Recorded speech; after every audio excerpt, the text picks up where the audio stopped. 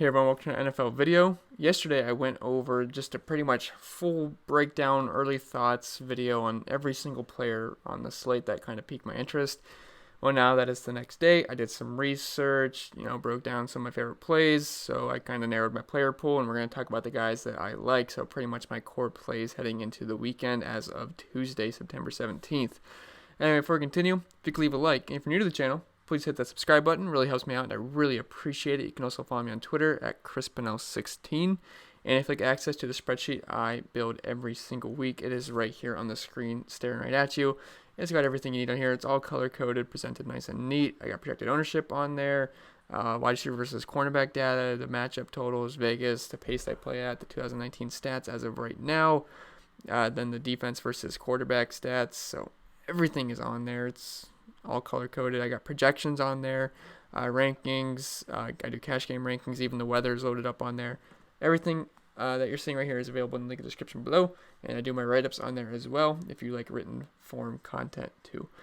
So that's enough plugging. Let's just get into Draftkings and see who I like as soon as I fix this. I think that's good. Okay.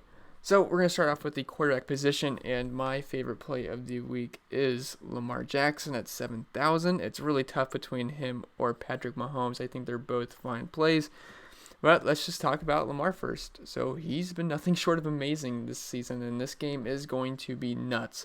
We have a 55.5 point over-under, which is the highest we have seen all season. And we have two possible MVP candidates facing off in Lamar Jackson and Patrick Mahomes. I know Lamar Jackson has played two easy matchups so far in the Cardinals and the Miami Dolphins, but he has looked amazing. We can't just discredit that. And I love both QBs, but let's start with Jackson, who draws the softer matchup and is my QB1 of the week. He didn't run week one. He didn't run the ball week one, but he turned that back up week two with 120 yards on 16 attempts on the ground versus Arizona. He's also miles ahead of where he was last season in terms of his throwing ability, and he looks ready to take over the league this season. Lamar draws the softer matchup than Mahomes, and as we all know, the Kansas City defense is the Achilles heel of that team. The Ravens shouldn't be in a position this week where they grab an early lead and just chill with the ball, run out the clock. This should be a pretty high-scoring game. It should be back and forth, and Lamar is going to have a big game to keep up with this prolific Chiefs offense. Vegas would tend to agree with that as well, as they're 6.5-point dogs in Kansas City. He's also got the weapons this year. He's got Hollywood Brown and Mark Andrews that can make big plays. So there's nothing not to like about Lamar Jackson this week, in my opinion. He is my QB1. Then we got Patrick Mahomes in the same game. He's 7,600, a little bit more expensive, which is why I like Lamar Jackson more, and he's got that rushing upside, so it gives him a little bit of a safer floor. Not like Mahomes doesn't have a safe floor or anything, because that guy's a monster. And he's basically just the cheat code. No Tyreek Hill, no problem. This offense just keeps chugging along. I thought he may regress a tad this season, but my God, Mahomes is on another level with his talent and ability. He is just amazing, and he is very fun to watch. I've never seen anyone this fun to watch in the NFL before. He exploded for 4 touchdowns in the second quarter last week and absolutely crushed. I know it's a tough matchup versus Baltimore, but I don't care, and neither does Vegas, as the Chiefs are 6.5-point favorites at home and a 55.5-point over-under game. Last season versus Baltimore, when they had a little matchup, he threw for 377 yards and 2 touchdowns. Did throw a pick, but I have no concerns about Mahomes and the Chiefs versus that stout Baltimore defense. With Damian Williams and Shady banged up, they should look to lean on Mahomes' arm even more than normal, which sounds a little bit scary for the Baltimore defense. So I do like Patrick Mahomes. He is just my second option this week, just because he's a little bit more expensive and faces the stronger defense. Next guy is going to be Tom Brady at 6,600. He had another good game last week and had a really good week one. And it's never exciting playing Tom Brady, but he's had a great start to the year, and it's in the new addition of one of the best receivers in the NFL and maybe league history. Antonio Brown has made this offense even more exciting. This Jets team looks absolutely rough. They got killed by the Browns last night, and I can't see the Pats struggling whatsoever in this game, so expect Brady to continue his hot start to the season with all of his weapons. If AB is out, then it's a slight downgrade, but I doubt he's going to be out this week. Their 20-point favorites in this game could get out of hand quick, but the Pats will throw the ball up 40 points. Bill Belichick does not care. So definitely like Tom Brady. He's having a fantastic season, and I don't see that stopping anytime soon. Then we got Dak Prescott versus the Miami Dolphins, and he's the lucky winner of getting to play the Miami Dolphins this week, who's gone full tank mode with the recent trade of Minkah Fitzpatrick if they already weren't tanking before. There's just no chance Miami's going to be able to stop this offense in Dallas. You got Amari Cooper, Dak Prescott, Zeke Elliott. Cowboys are coming off, they're actually coming in at an absolutely massive 21.5 point favorite. And we thought the Pats negative 19 last week was crazy, but this is just insane. There is no respect for the Dolphins, and I don't have any either, so I definitely get it. Only concern here playing Dak is if Zeke goes nuts on the ground, which I think he can, and Dak won't have to do much of the air if that happens. But Dak's been nothing short of amazing this season. He's averaging 337 yards per game and 3.5 touchdowns through 2 games, also while completing a league-high 82% of his passes. He brings rushing upside as well as to boost his floor. Miami is allowing a league-high 34.2 Draftkings points per game to start the season, and I don't see that stopping anytime soon. So I do like Dak Prescott, but he is farther down the list than the other guys, just because I think Zeke Elliott has a chance of just taking over the game, and then that would mean Dak Prescott does not need to do much, and that would really be bad for fantasy, especially at 6,500. So I do think there's just a tad bit of risk there. Then the next guy I want to talk about is my favorite cash game quarterback of the week, Josh Allen at 5,900. Yeah, like I said, he's looking like my cash game quarterback, and it's just because of the price and matchup versus the Bengals. He is not a great NFL quarterback, but that's not to say he's not great for fantasy. He's rock solid for fantasy with his rushing ability and big arm. The rushing gives us a safe floor, and the big arm offers us big play potential if he can connect. The Bengals defense is nothing to be feared in the slightest, as they were 25th DVOA versus the pass last season and just got absolutely torched by the 49ers. I'd love to get Lamar in this week in cash games, but it's really extremely difficult to fit him in with some of also trying to fit in some of the high-end running backs and wide receivers. So I like the value we get with Josh Allen a lot. He's got a pretty safe floor. He's scored pretty much 20 points each week. He had 10 rushing attempts week 1, 7 rushing attempts week 2. Hasn't really done much with them, but he has had 2 rushing touchdowns, which I do like. And if he can connect on a long touchdown, I think Josh Allen is going to be a fantastic play versus Cincinnati. On to the running back position. Saquon Barkley, I know Danny Dimes is now the starting quarterback, but Tampa Bay's been tough versus the run. And 9,100, I prefer some of the guys below him, and it really breaks the bank. Tampa Bay shut down McCaffrey last week, so if they want to sell out to stop Barkley and make Daniel Jones beat them, I can see that happening, and I don't want to pay 9,100 for him. I think he's obviously a fantastic play. Wouldn't surprise me if he's the highest scoring running back, but I want to save some money here. So let's talk about Christian McCaffrey, who's my RB1 of the week, going up against the Arizona Cardinals. Yeah, he had a really bad week last week, I will say, but hey, it happens. CMC should run wild versus the Arizona Cardinals defense, who was and is still terrible versus the run. Last season, they got shredded on the ground, allowing the most yards per game and touchdowns as well. He's one of the few bell cow backs left in the NFL, as he's on the field literally every single play. I also prefer him over Zeke because of the amount of work he sees in the passing game. Not to say Zeke doesn't get involved at all in the passing game, but we know Christian McCaffrey's got double-digit reception upside. Zeke does not. And as we know, it's like playing 2 positions when we play Christian McCaffrey. We get a high-volume running back, and we get pretty much a wide receiver too in the mix as well. And it looks like Cam will be out this week, so I'd look for them to rely on CMC pretty heavy this week going into Arizona. So we do like CMC. The next guy is Zeke Elliott, who's 8,900 right above him.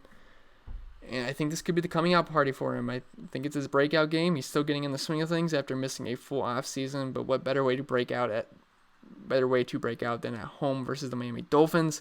Cowboys are going to steamroll these dudes, and as 21-point favorites, they should be running the ball a ton. Look for them to get Zeke a full workload in an extremely soft matchup. I prefer CMC because he's cheaper and heavily involved in the passing game, but Zeke is a very close second. He had 23 attempts for over 100 yards last week and a touchdown, but I think there's room for a lot more. I can see a 30-point game coming from Zeke Elliott. And then the next guy I want to talk about is Dalvin Cook at 7,800. I love him this week. He seems a little bit too cheap. I know his price has come up, but it's well deserved. He's been an absolute monster to start this season. He scored 29 and 31 points already, and he's leading the league in rushing yards, and man, does he look great. Honestly, can see him getting close to CMC in terms of pricing sooner rather than later. Minnesota's become a run-heavy team, which was to be expected this season, and Dalvin has took full advantage of this opportunity. He's finally healthy, and man, it is fun watching a healthy Dalvin Cook. He looks incredible. Wouldn't surprise me if he's a top 5 back the rest of the season. I think he's got similar upside to CMC and Zeke, and he's priced $1K cheaper, so I do like the value a lot with Dalvin this week, and he's going to let you spend up at other places like receiver or tight end, or even quarterback maybe. The Raiders won't be able to slow him down, and they are 9-point favorites at home, so game flow should go in his favor. Not like he's game script dependent in the slightest, but since he's a great pass catcher, but I do like him. I do love home running backs that are big favorites because that just means positive game script for the running back. So I do like Dalvin Cook a ton this week. If you want to make him your RB1, I have no problem at all with that. Austin Eckler at 7,200. Honestly, the guy might be better than Melvin Gordon. I don't know, but Eckler is making a case here. He's taking full advantage of this opportunity and has straight balled out the first 2 weeks as the starting running back of this offense. He's a super safe play with a high floor and high ceiling with his heavy involvement in the passing game, and he has a nose for the end zone. I mean, he's got 7 targets week 1, 6 targets week 2, or that 13 targets in total. He scored 39 points week 1, 24 points week 2, and that's with a fumble loss on the goal line. If he would have got that, he would have got another 30 points. Man, Austin Eckler is good. I can see him being very popular at home, and I am all for playing Austin Eckler. I think he's a fantastic SP2 option. If you want to make him your I'm in baseball mode. If you want RB2 option, if you want to make him your RB1, there's a case made. There can be a case made for that as well. Then if we need to spend down, there's not a lot of good value running backs this week, unfortunately. But I do like Marlon Mack at 5,800. He seems a little too cheap here for the volume he gets. This is really just a pure volume and matchup play. Atlanta was terrible versus the run last season, and I don't see that changing anytime soon. Mack has had 20-plus touches each week this season, and if you're going to get that kind of work as a running back versus Atlanta, you're going to be high on my list. So I do like Marlon Mack in this game. Just seems a little too cheap for that workload. And let's go to the wide receiver position now. And we actually got quite a few guys to talk about, but we'll make it. So Keenan Allen at 7K. I love Keenan Allen this week. I don't get the price. I feel like he should be near the 8K range, but I'm not complaining. Just makes him easier to play. He owns an insane 91% weighted opportunity share through 2 weeks and a 30% target share and a 56% market share on the Chargers. Fire him up at only 7K versus the Texans, who do not scare me much at all versus the pass. Allen is one of the safest plays in fantasy right now with his heavy workload and his talent. I mean, he had 15 targets last week, 10 targets the week before, 8 receptions in both games, 29 points week 1, 17 points week 2. Keenan Allen is one of my favorite plays on the entire week. I'd love to fit him in my cash game lineups. Then right above him, or a few spots above him, we have Julio Jones at 7,300. Why is he 7,300? That makes no sense to me. Just another price I don't understand.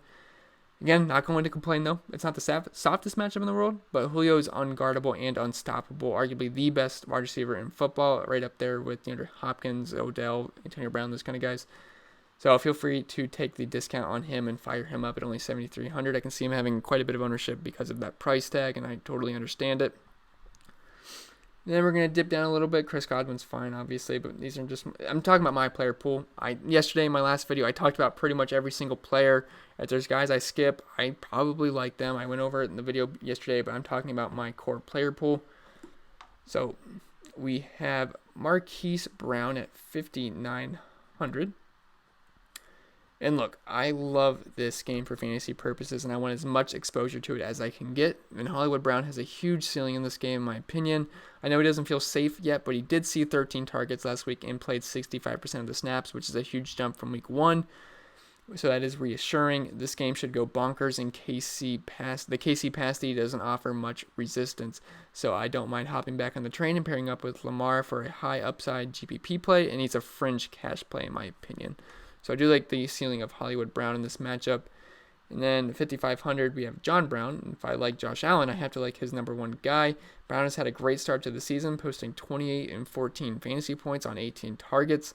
Since he offers a very soft matchup as Jimmy G and company shredded them through the air last week, I do have full confidence in firing up John Brown this week with Josh Allen and GPPs. In cash games, maybe you want to play Josh Allen just naked. If you don't know what that means, that just means playing him without any of his weapons. But in GPPs, I definitely get exposure to John Brown with Josh Allen. Do like that. Then the next guys we have are actually teammates in Larry Fitzgerald and Christian Kirk. Larry Fitzgerald is only 5,100. Larry Fitzgerald is 5,100 and Christian Kirk's only 5K. Let's start with Larry Fitzgerald. I like both guys a lot, and it's hard to pick one over the other, but let's talk Fitz first. He's had a resurgence so far this year with Cliff Kingsbury and Kyler Murray, as he is finally being used down the field, which he hasn't been for years.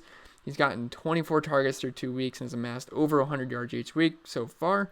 He's heavily involved in this offense and is an extremely safe play this week versus Carolina, who just got eaten up by Chris Godwin, who plays a similar role to Larry Fitzgerald. As for Christian Kirk, which I should probably get to him now, he's the younger guy of the two. Obviously, Larry Fitzgerald is an old man at this point in his career, but he does have high upside. He's seen 20 targets through 2 weeks, and he passed the century mark last week, and he did get tackled, I believe, on the 1 yard line, so he could have even had a bigger day. If I did have to pick one, though, I'm rolling with Fitz myself, but both are in my player pool and are very close in terms of projections. Next guy is going to be very popular this week, and he's someone I'm going to try to lock in my cash games. It's Emmanuel Sanders at only 4,800. He's somehow perfectly healthy coming off an Achilles injury after balling out last week in a solid week 1. And he just looks way too cheap this week as Joe Flacco's number 1. He scored 19 and 28 points through 2 weeks and has 20 targets so far. It's not the best matchup in the world versus an improved Packers pass defense, but the price and talent leads me on to him this week. So I think he's a little bit too cheap and a safe floor and high ceiling for cash games. So that's what we like in cash. And then we have some real big cheapies here. So I kind of glanced over Nelson Agholor in my last video, which I regret at the moment because I really should have talked about him. But Nelson Agholor at 3,600. This is basically just play that because they're missing some weapons. So he's dirt cheap, and he's going to be heavily involved without Jeffrey, Djax, and possibly Goddard. They are all banged up, and he had 11 targets last week, 27 points. Could have been more if he didn't have Stonehands. I know you guys were probably watching that game. He dropped, what was that, a 60-yard touchdown? Most likely to win the game. I forget how long it was, but just went right through his hands. He was wide open. Could have had over a 30-point day. But yeah, I like him. He's only 3,600. Should see a decent amount of targets versus Detroit. And I think that's a fine play at home. And then Devin Smith, if you want to get even cheaper, he's only 3,400. Going up against the Miami Dolphins, Michael Gallup is no longer there for the time being, so he's going to move into the wide receiver 3 role for Dak versus the Miami squad. Last week, when Michael Gallup got hurt, he came in, got 3 targets, caught all 3 of them, 74 yards and a 51-yard touchdown. He's got speed, so I don't mind taking a GPP shot at Devin Smith. If you're going to use one of these guys in cash, I'd go Agholor, then Devin Smith for GPPs, pair him up with Dak. It should be a pretty good correlation play. At the tight end position, I obviously like Travis Kelce. I'm not going to waste my time talking about Travis Kelce. Well, I guess I will a little bit. There's no Tyreek Hill, so that means they got to, lean on Travis Kelce more. Baltimore secondary is great, so if you're going to target them, you're going to want to go, down the middle with Travis Kelce. So I do like Kelce out of all the pass catchers for the Chiefs. But the guy I want to talk about is Evan Ingram at 5,200 going up against this Tampa Bay squad, which defense has looked better, but not versus the tight end position. And it's also Danny Dimes' season. And Eli Manning is awful, and this is going to be an upgrade for the offense all around. Tight ends are destroying Tampa so far this season, and they were bad versus them last year as well. So that's a positive sign for playing tight ends versus them. Wasn't just a fluke year. Kittle and Olsen both had great games versus them, and I expect more of the same from Ingram with his talent and upgrade at QB. Outside of Saquon, there is no one else to throw the ball to, so he's going to see a healthy target share. Saw 14 targets week 1, 8 targets week 2. That was with Eli Manning, but if Daniel Jones is smart, he's going to throw the ball to Evan Ingram. And then the next tight end I like is Mark Andrews, who's right below him at 4,600. I really want to play one of these 2 tight ends this week, or if I have enough salary for Travis Kelce, I'd love to do that, but it's not looking like that this week.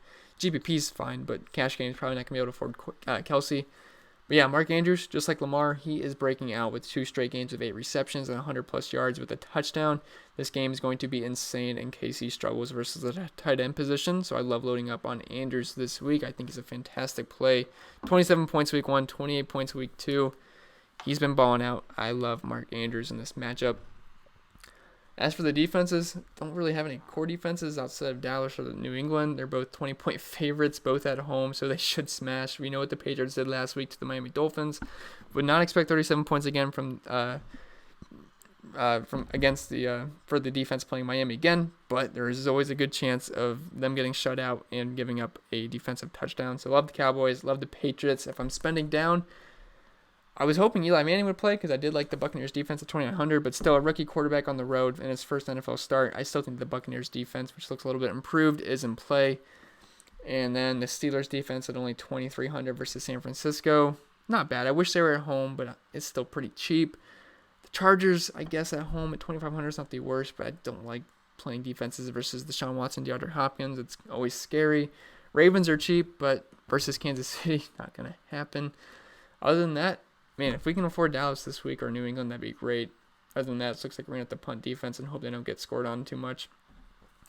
Anyway, guys, that's going to be it for this video. I hope it was helpful for you guys. Remember to leave a like, and if you're new to the channel, please hit that subscribe button. It really helps me out. And if you want access to any of the extra content and the spreadsheet, links in the description below for my Patreon. And I'll see you guys in the next video.